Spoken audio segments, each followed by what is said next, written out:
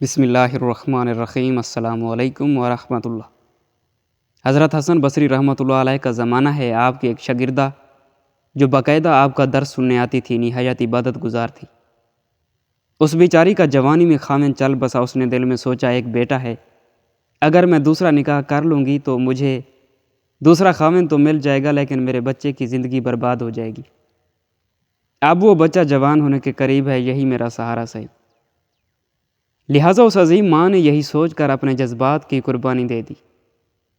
وہ ماں گھر میں بچے کا پورا خیال رکھتی، لیکن جب وہ بچہ گھر سے باہر نکل جاتا تو ماں سے نگرانی نہ ہو پاتی۔ اس بچے کے پاس مال کی کمی نہ تھی، اٹھتی ہوئی جوانی بھی تھی۔ یہ جوانی دیوانی مستانی ہو جاتی ہے۔ چنانچہ وہ بچہ بری صحبت میں گرفتار ہو گیا، شباب اور شراب کے کاموں میں مصروف ہو گیا۔ ماں بہت سمجھاتی لیکن بچے پر کچھ اثر نہ ہوتا۔ وہ اس کو حضرت حسن بصری کے پاس لے کر آتی۔ حضرت بھی اس کو کئی گھنٹے سمجھاتے، لیکن اس بچے کا نیکی کی طرف رجحان ہی نہیں تھا۔ حضرت حسن بصری رحمۃ اللہ علیہ کے دل میں بھی یہ بات آئی کہ شاید اس کا دل پتھر بن گیا ہے۔ بہرحال ماں تو ماں ہوتی ہے، ماں پیار سے سمجھاتی رہی، میرے بیٹے نیک بن جاؤ، تمہاری زندگی اچھی ہو جائے گی۔ کئی سال برے کاموں میں لگ کر اس نے اپنی دولت کے ساتھ اپنی صحت بھی تباہ کر لی، اور اس کے جسم میں لا علاج بیماریاں پیدا ہو گئیں۔ معاملہ یہاں تک آ پہنچا کہ اٹھنے کی بھی سکت نہ رہی اور بستر پر پڑ گیا۔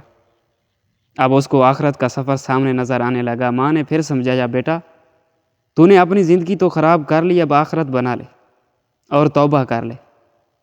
اللہ بڑا غفور اور رحیم ہے، وہ تمہارے تمام گناہوں کو معاف کر دے گا۔ جب ماں نے سمجھایا تو اس کے دل پر کچھ اثر ہوا۔ کہنے لگا، ماں میں کیسے توبہ کروں، میں نے بہت بڑے گناہ کیے۔ ماں نے کہا، بیٹا حضرت حسن بصری رحمۃ اللہ علیہ سے پوچھ لیتے ہیں۔ بیٹے نے کہا، ماں اگر میں فوت ہو جاؤں تو میرا جنازہ حضرت حسن بصری رحمۃ اللہ علیہ پڑھائیں۔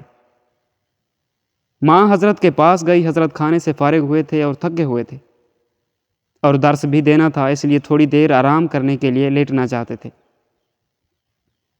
ماں نے دروازہ کھٹکھٹایا تو حضرت نے پوچھا، کون؟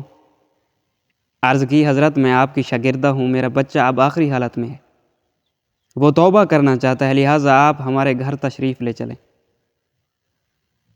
حضرت نے سوچا، یہ پھر دھوکہ دے رہا ہے، میرا وقت ضائع کرے گا اور اپنا بھی۔ سالوں گزر گئے، اب تک کوئی بات اثر نہ کر سکی، اب کیا کرے گی؟ کہنے لگے، میں اپنا وقت ضائع کیوں کروں، میں نہیں آتا۔ ماں نے کہا، حضرت اس نے تو یہ بھی کہا کہ اگر میرا انتقال ہو جائے تو میرا جنازہ حضرت حسن بصری پڑھائیں گے۔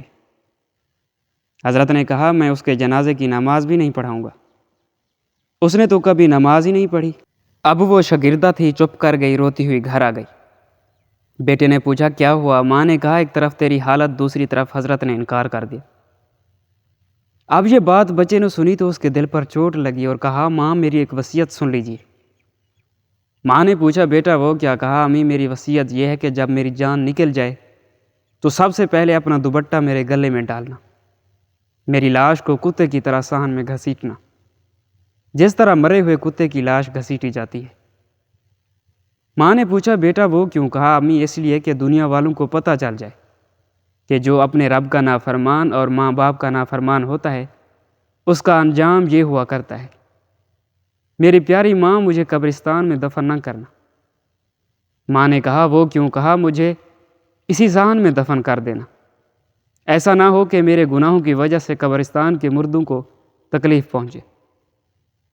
جس وقت نوجوان نے ٹوٹے دل سے عاجزی کی یہ بات کہی تو پروردگار کو اس کی یہ بات اچھی لگی، روح قبض ہو گئی۔ ابھی روح نکلی ہی تھی، ماں آنکھیں بند کر رہی تھی تو دروازے پر دستک ہوئی۔ پوچھا، کون؟ جواب آیا، حسن بصری ہوں۔ اس عورت نے پوچھا، حضرت آپ کیسے؟ فرمایا، جب میں نے تمہیں جواب دے دیا اور سو گیا تھا تو خواب میں اللہ رب العزت کا دیدار نصیب ہوا۔ پروردگار نے فرمایا، حسن بصری تو میرا کیسا ولی ہے، میرے ایک ولی کا جنازہ پڑھنے سے انکار کرتا ہے؟